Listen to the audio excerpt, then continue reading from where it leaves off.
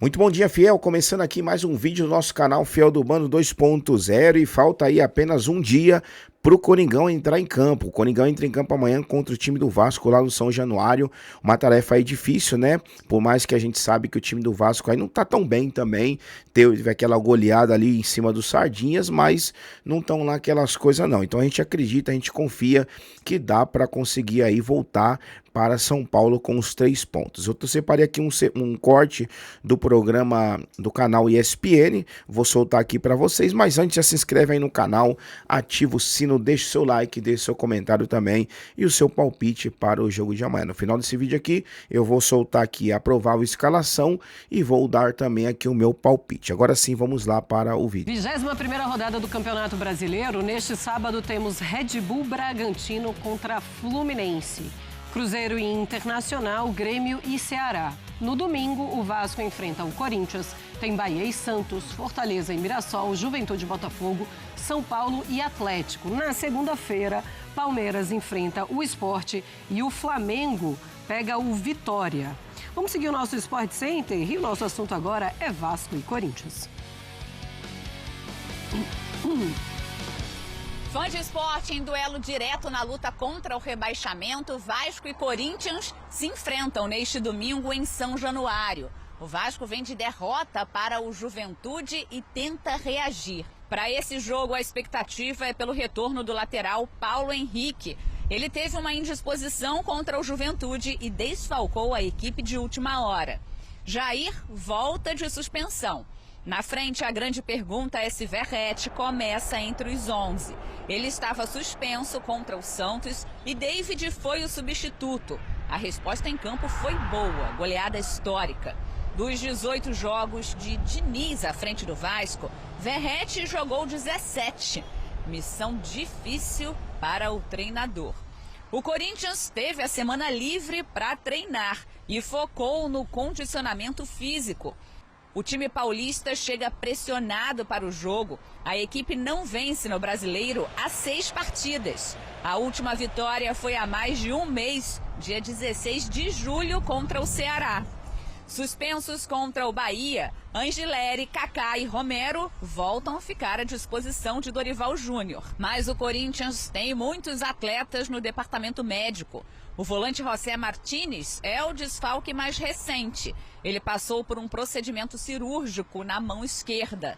Além dele, Hugo, Yuri Alberto, Depay e André Carilho seguem fora. O Vasco é o 16º colocado na tabela de classificação do Campeonato Brasileiro com 19 pontos.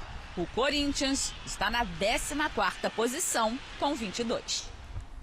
Tá aí, André. A pergunta de $1 milhão é se o Verratti perdeu ou não a sua titularidade depois do que aconteceu na partida contra o Santos. É para isso um jogo muito bom e ele perde a sua titularidade? Não dá para imaginar, né? Um jogador valioso como o Verratti para o Vasco, não só com os serviços prestados, a quantidade de gols, em momentos em que o Vasco parecia não ter, com essa administração, né, como se diz do Fernando Diniz e outros treinadores, vários momentos em que o Vasco parecia não ter argumentos futebolísticos para enfrentar o seu adversário e quem aparece para cabecear uma bola aérea, para fazer um gol, para criar uma possibilidade, sempre foi o Verratti.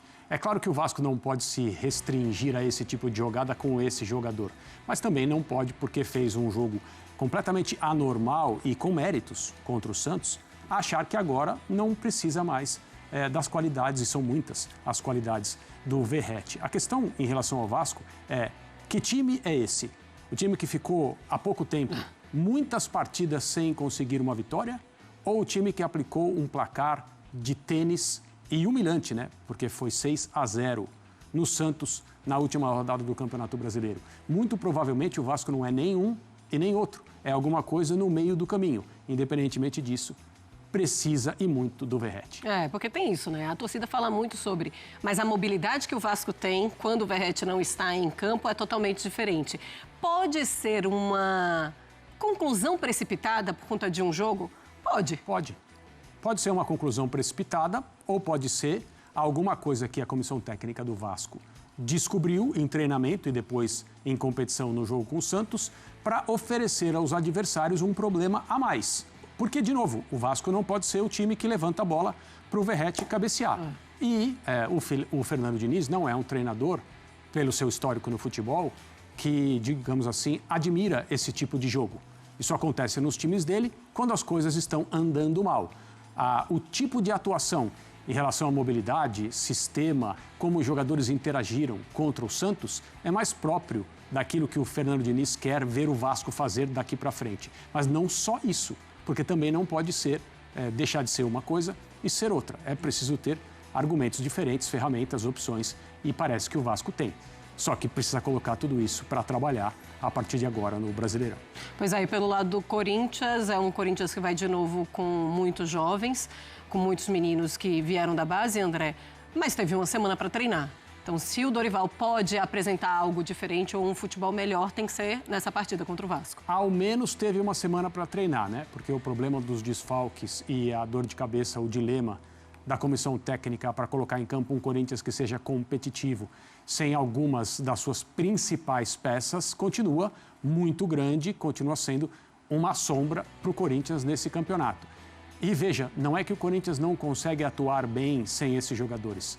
Contra o Bahia, recentemente, na Neoquímica Arena, eu entendo que o Corinthians até foi melhor na maior parte do jogo.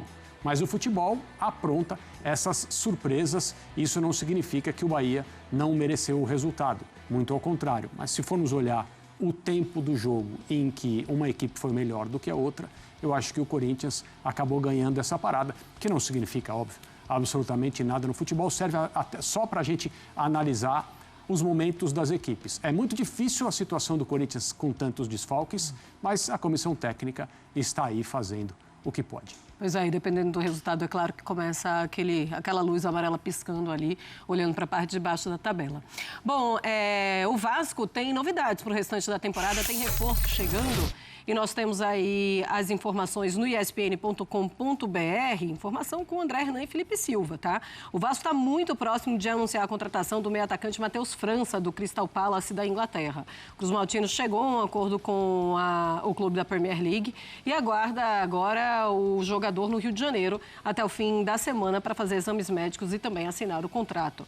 É contrato por empréstimo até junho de 2026. Todos os detalhes para vocês lá no espn.com.br.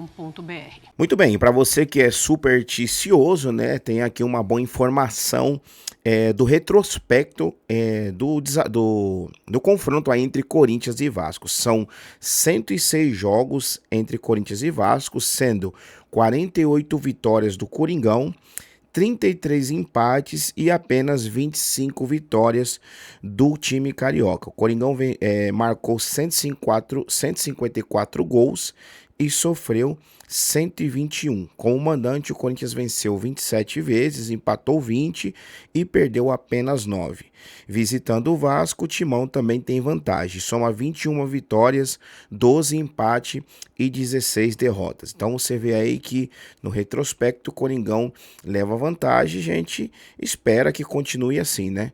E eu vou separar aqui também, ou melhor, já separei aqui a escalação. A provável escalação vai ser essa aqui, ó.